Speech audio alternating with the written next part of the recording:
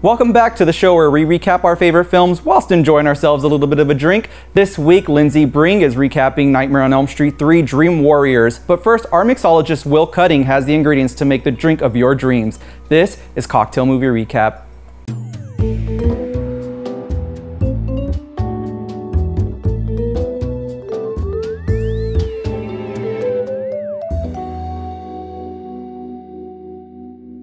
For today's cocktail movie recap, we prepared Kincaids Kiss, and it's a very simple, lovely cocktail to make. You're gonna take 2 ounces of Elixir vodka, you're gonna go into a sour spec, so it's gonna have 3/4 lemon, 3/4 simple, and a 1 whole egg white.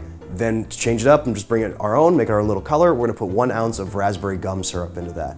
Then express a little bit of lemon citrus over the body, and you've got your lovely cocktail, Kincaids Kiss.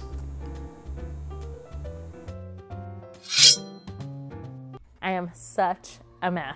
Previously on Nightmare on Elm Street, Freddy Krueger, child molester, child killer, got burned alive by the parents of said children on Elm Street. Pretty much all you need to know. Nightmare on Elm Street 3, Dream Warriors. My favorite of the Nightmare on Elm Street movies. We start on Patricia Arquette, young and beautiful. This is like opening title sequence of paper mache. What is that bitch building? She's building a house with paper mache. It's beautiful. Then all of a sudden her bitch mother comes in. So she's like, go to sleep, future Academy Award winner Patricia Arquette, go to sleep. And Patricia's like, will you please just sit in here with me and talk to me? And her mom was like, no, I got a man downstairs and I'm gonna get fucked. So she goes to sleep. She falls into a nightmare. And then she wakes up and she sees this house. That same house that she was building. She's this little girl in a yellow dress and she's on a little tricycle because apparently she can't ride a bicycle, right? And then she sees all these kids and the kids are all like, 1, 2, Freddy's coming for you.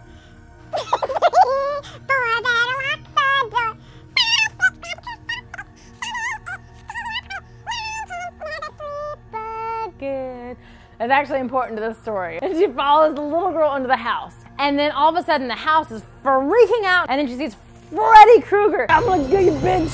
And the little girl turns into a skeleton and it's so scary. It's not that scary. And all of a sudden she's in her bathroom and she puts her hands on the sink. And her bitch mom comes in. Kristen! And then she wakes up. Freddy made her slit her wrist to look like it was a suicide. I'm gonna send you straight to the loony bin. It's a mental institution where all of these teenagers are because there's been this recent rash of teen suicides. It's not just teen suicides, but Freddy is coming to them in their dreams and making them kill themselves. I actually think this movie is pretty smart, and I feel like this movie is a metaphor, okay, for how parents don't listen to their kids. There is a man in my dreams. He wears a red and green sweater, he has a brown hat, and he has a hand with knives on them, and he's basically trying to kill me in my dreams. Listen to your kids, talk to your girls about their periods, talk about sex. So anyway, she's been taken to the mental institution and they're trying to sedate her. She's going to be fucking defenseless to Freddy Krueger. I want to help you. No! Don't fucking sedate me! And she's like, 9, 10. Never sleep again. Instant trust. And Nancy's our heroine from the very first Nightmare on Elm Street movie. She was girlfriend to Johnny Depp, Lucky Duck. She comes into the 3rd movie, Dream Warriors, as an intern psychologist, instant trust with Patricia Arquette, and she keeps her from being sedated. The next person that we meet is Neil, okay? He really wants to help the kids. His heart is in the right place, and he also has a boner for Nancy. He wants to fuck Nancy. Patricia Arquette. She dreams that she's in that same Nightmare on Elm Street house, the one that Nancy grew up in, and she gets thrown around, and all of a sudden, she gets eaten by a Freddy snake that looks like a giant dick. I wonder what that means, you know? Like, I think about it a lot. Like, what does that mean? She yells out, Nancy, Nancy. And then Nancy, like, hears her. And Nancy falls into the dream. Patricia Arquette has the ability to bring people into her dreams. And then Nancy helps her escape Freddy. Back out, Kristen! Do it now! Okay, so Okay, group's in session. And this is where we meet our cast of characters. One of the first characters we meet, I think his name is Philip. A sleepwalk. And he dabbles in marionettes. Because that's what teenage boys do. They make marionette puppets. 2, I think her name is Taryn, but she is an ex-junkie. 3, we got Jennifer. I'm gonna be on TV. It's like her one dream and she burns herself with cigarettes, and who hasn't been there? 4, we got Wheels. I've had a little accident. I'm so sorry. All right, next, Kincaid. Kincaid is street smart and he is tough. The one black character in the movie. But Kincaid is like super fucking awesome and he has amazing one-liners. Lifestyle of the rich and psychotic. Oh, and then there's Joey. He's been so traumatized that he doesn't speak anymore, and he's got a real boner for this super hot blonde 80s nurse. Why, thank you. So now we're at the first kill of the movie. So y'all remember, you remember Marionette, right? Marionette is asleep. Freddy comes to him in his dreams, and he slits his wrists open, and he slits his ankles open, and he pulls out his veins, and then he uses his veins to make him walk like a marionette puppet.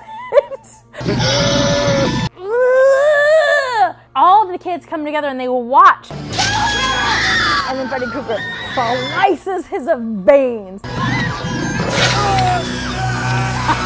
a marionette puppet cut at the strings. So good. Everybody is freaking out, okay? And the doctors are like, Philip killed himself. that's what Freddy wants you to think. So Kincaid, he freaks out because the doctors are like, you know what, guys? We're gonna start sedating you. The fuck you will! Kincaid, going in the quiet room. What do you think, we're getting one over on us? It's solitaire. And the rest of the kids have to go to their rooms. Remember late night? She is sitting up in the TV room, and then Lawrence Fishburne, that's right, he's credited as Larry Fishburne. He is the orderly. Girl, what are you doing? Max, please let me stay up a little bit longer. But I never saw you. And Jennifer is like flipping through the television channels, and she lands on the Dick Cavett show. And the person who's being interviewed is Zsa Zsa Gabor. I would pour one out to Zsa Zsa Gabor, but these are such good pillows. And then all of a sudden, Dick Cavett turns into Freddy Krueger, and Freddy's like, no one gives a fuck what you think, bitch. What the fuck just happened? So she like walks up to the television, and then the television set, it grows arms, and it picks Jennifer up, okay? And then Freddy sprouts out of the television set, and he goes, Jennifer, it's your big break.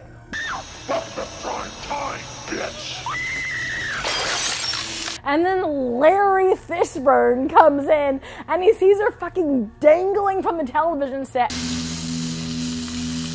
So Nancy's like, you know what? We can't lose anybody else, okay? It's time for a group sesh. Pretty soon there won't be enough of us left to call it group. And Nancy's like, you are the last of the Elm Street children. Your parents, my parents, they burned him alive. They didn't think he was gonna come back as a dream ghost. These things happen. There are repercussions, okay? She's like, I want us to try something because future Academy Award winner Patricia Arquette, she can pull people into her dreams. And basically, I want us all to go to sleep right now, and this way we can defeat Freddy. So they go under some hypnosis, and now we get to meet our Dream Warriors, which is what the title's for. Each one of them, when they're asleep, they have a special dream ability. Kristen can flip. Way to flip, Patricia. Kincaid, he's strong. Taryn, In my dreams, I'm beautiful. and bad. And then Wheels, let's all guess what his dream ability is.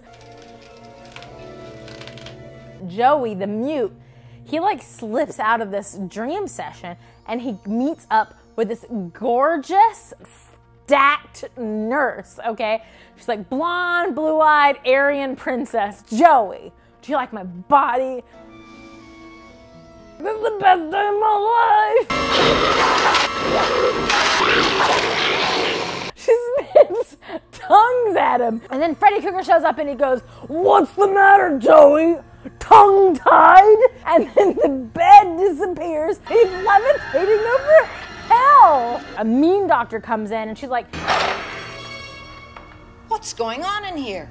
Joey's fallen into a coma. Neil got fired. He's been seeing this nun, and as he's leaving in his car, he sees the nun again. Sister! And he follows her into this asylum. I'm gonna tell you the truth about Freddy Krueger. His mother was Amanda Krueger, and apparently Amanda did not luck out, and she got the holiday shift at the mental institution. When they found her, she was barely alive. And with child. Uh-oh, so funny. Freddy Krueger is the bastard of 100 maniacs. And that's not even scientifically possible. If we're being honest, the revisionist history lore, fine. And then the nun is like, the only way you can get rid of Freddy Krueger, you have to find his bones and you have to bury them on hallowed ground. Throw some fucking holy water in it, whatever you believe in. I don't believe in it. So Nancy goes and she sits in the hospital room and she's like, Joey, I'm so sorry you let him go, you bastard. For whatever reason, Joey's chest is wide open, like he's not wearing a shirt in this hospital bed. All of a sudden, carved into his chest is come and get him, bitch. Classic Freddy. Nancy's like, I gotta go see my dad. He knows where Freddy's bones are. So Nancy and Neil, they go to see him. And she's all like, hi, Daddy. Well, if it isn't my little girl. It must be nice to have a dad, you know what I mean? I'm fine. He's doing it again. Please help us. And he's like, no, I will not help you. And she's like, what? Why? I never asked for anything. I'll talk to him. You just get to the hospital. And Neil like slaps Nancy's dad around. He's like, come on, you motherfucker. Like, come on. You need to help me find Freddy Krueger's bones and we gotta bury him in hollowed ground, whatever you believe in. You and I are going on a little scavenger hunt. Patricia Arquette, she's been thrown in the quiet room. So Nancy goes back to the hospital. I'm gonna be honest with you. This is as dangerous as it gets. If you die in this dream, it's for real. I'm in. Me too. Let's go kick the motherfucker's ass all over dreamland. Dumbass! You are gonna die in this dream! Nancy makes them go to sleep. And they wake up and they're in the quiet room with Kristen. I knew you'd come. And they all get separated. Patricia Arquette starts at the beginning. Into the fire! And her bitch mom shows up and she's like, I got a man downstairs, you. Freddy Krueger shows up. I fucking killed your mom. Every time I bring a man home, you spoil it. She flips her way right out of that sticky situation. Then we have Junkie. And she's in the seedy part of town, the seedy street where she obviously wanted to get her drugs. Freddy shows up. Come on, don't you want some drugs? And she's like, I don't do that shit anymore. Oh, great, Nancy Reagan. Like, thanks a lot for the movie. This movie is basically the war on drugs. And she and Freddy get into an actual knife fight. Freddy gets the one up because, of course, he's Freddy. So Freddy has like a handful of needles. Let's get high. Her arms, they turn into like little mouths. They want those drugs. And he stabs her in the arms, and then she fucking dies of an overdose. Ooh, what a rush. Next. So then we have Wheels walking along, and then Freddy, in a real dick move, there is a wheelchair down the hallway. And the wheelchair starts rolling out towards him, and it's like, you have to add knives to it. Like, that's such a shitty thing to do.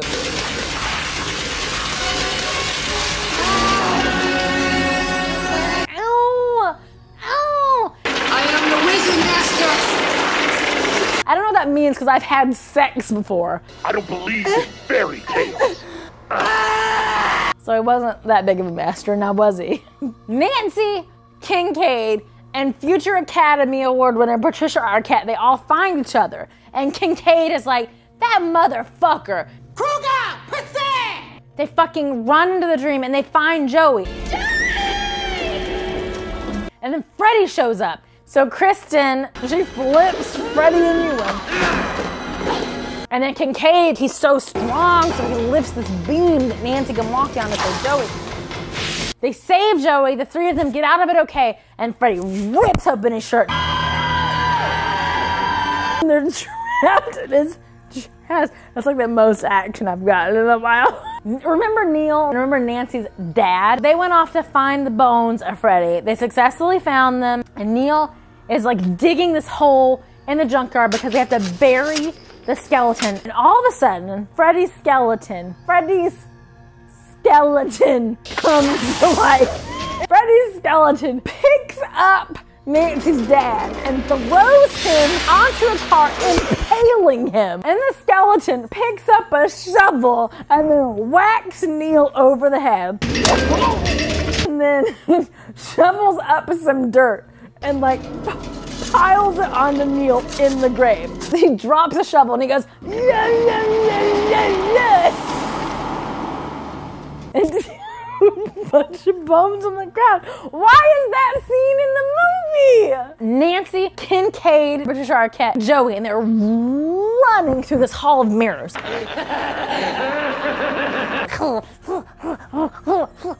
just jump out of the mirrors. They grab each one of them. But then Joey's the one person they don't grab. And guess what? We've been waiting on what Joey's special power is.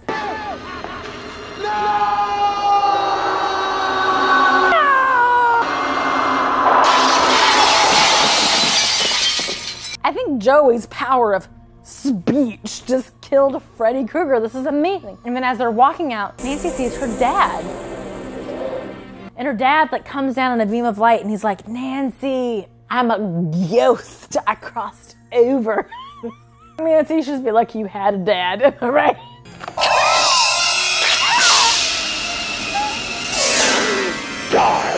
It was Freddy Krueger! And then we cut to Neil. He wakes up, he fucking puts the bones into the graveyard. Freddy's just about to kill future Academy Award winner Patricia Arquette.